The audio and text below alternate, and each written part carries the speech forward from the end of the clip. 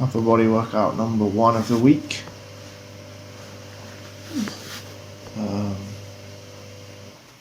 Didn't manage to improve on my overhead press from last week, but that seems to be the fucking reoccurring theme with shoulders, is for some reason with barbell overhead shoulders pressing, that's a really apt description of that movement. For some reason whenever I've ever used a barbell to press a weight over my head and try to track progressive overload, it just takes so long to increase the weight. So, same as last week, 42.5. 4 sets, plus, I think 3 reps. I don't know why, but it just doesn't go up. So I did 4 sets. 4 sets, plus a 3 rep set, and then 4 more sets for 5.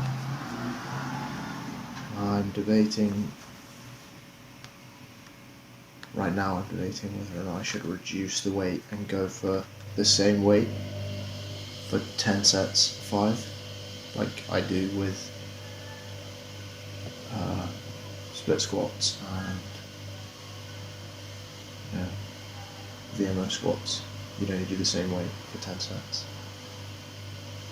But the thing is, the goal is to do, the ATG standard is 6 reps behind the neck press with 50% of your body weight, 60% of your body weight. 60% of my body weight would be 50 kg, I think, which is like not that far away. So maybe I should just leave it then. We'll see how it is next week. Yeah, not too bad of a workout other than this. Managed to get the pull-ups 5x5. I'm going to add weight next week, see how that goes. My last rep just feels so horrible. Yeah, doing the neutral grip, like if you don't have rings are the best thing to do for pull-ups by far, because you can get full extension at the bottom and then all the way up at the top. Whereas if you do one grip, if you do palms facing you or palms facing away from you, there's either you will not be able to extend all the way down at the bottom, it's kind of uncomfortable, or you won't be able to pull yourself all the way up at the top. So neutral grip for me is just so much better.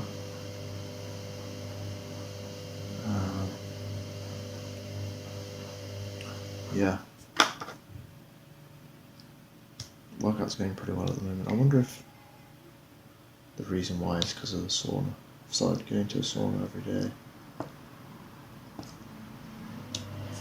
Just kind of is one of the best parts of the day, I reckon. Getting in the sauna. The last 5 minutes, maybe not. But I've been doing a little bit of research. And by research I mean watching YouTube videos by people who know about the health benefits of sauna. And it seems like it's one of those things that could be really, really good for people who don't want to do exercise or can't exercise. I've had a few clients that their legs are not conditioned enough that they could do hard cardio.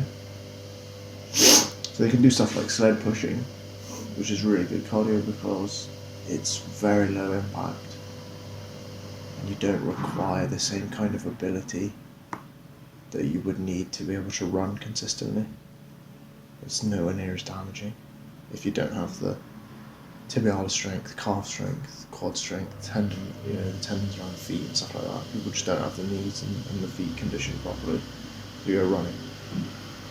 I mean, I've been doing ATG for a while and I think I'm pretty well conditioned, and I still don't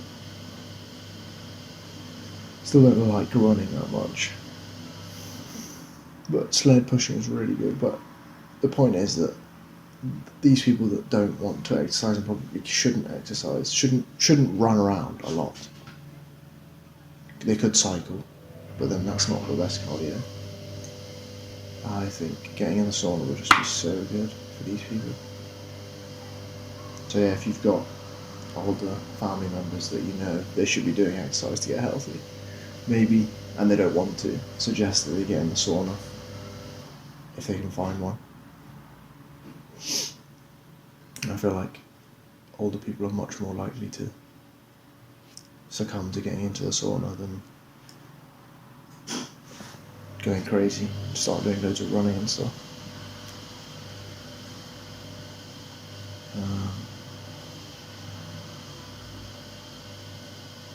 Yeah, not much else to talk about, to be honest. Eventually I knew one of these videos would happen where I'm 5 minutes in and I don't know what to talk about. And this is going to be, looks like a 17-minute video or something like that. I might start just showing one of my movements. Rather than speeding up all of them. Because the workouts are usually around an hour and a half. And obviously I don't show the warm-up, I only show, and I don't really show the accessories I do at the end. Yeah, I really like this ATG style of training. It seems so simple. You just, obviously I've kind of adapted it because the ATG is kind of more for bulletproofing in the upper body. There's less to do with, I guess not, it is still to do with athleticism, and Ben talks a lot about that when he's explaining, for example, dips. But for the upper body it's basically just dips and pull-ups.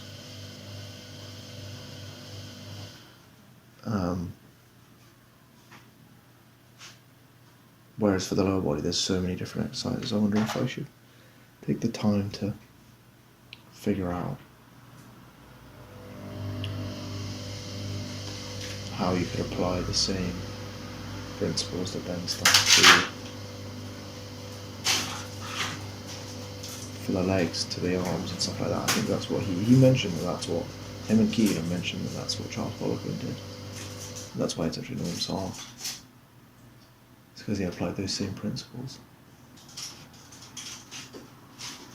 It's a little bit more difficult with the shoulder, because the shoulder has so many different ways it can go. But it's quite simple and quite nice. I don't want any of your chocolate.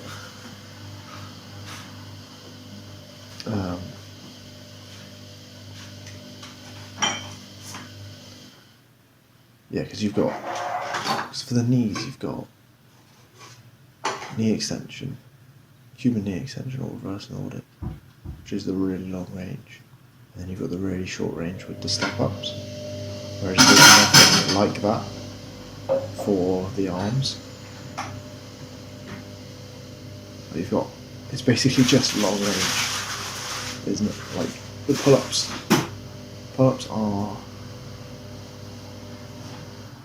and rows are the way to do the back, but there's no, in his system he hasn't applied any of it to the arms as much.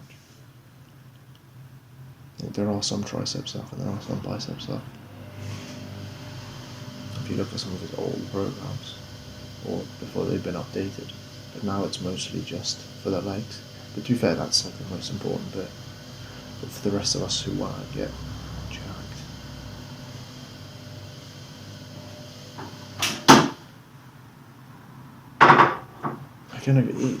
I think with Keegan has done, in his long range, short range strength videos, he did talk about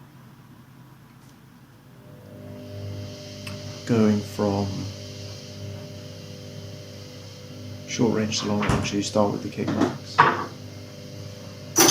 and then you go to something overhead tricep. I like doing those, except that it feels like I use my shoulder too much.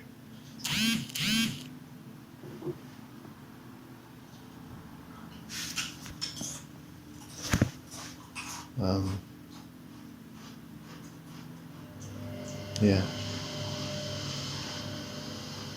And then obviously biceps.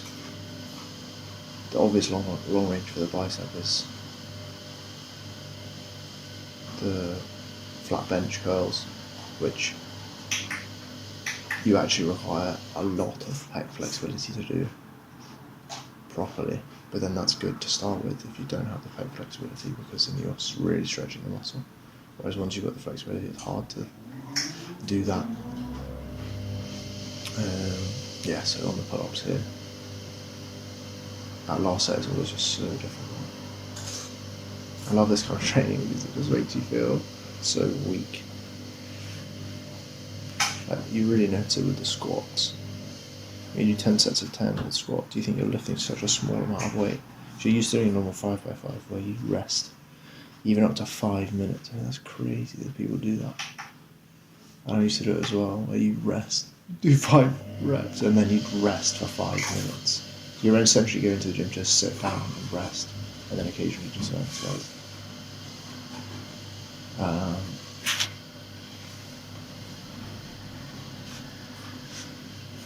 Yeah, so I'll add weight next week. Oh no, actually, I'll add weight tomorrow. Or the next time I do this, which is, this was on a Wednesday, so it'll be a Friday. We'll see how that goes.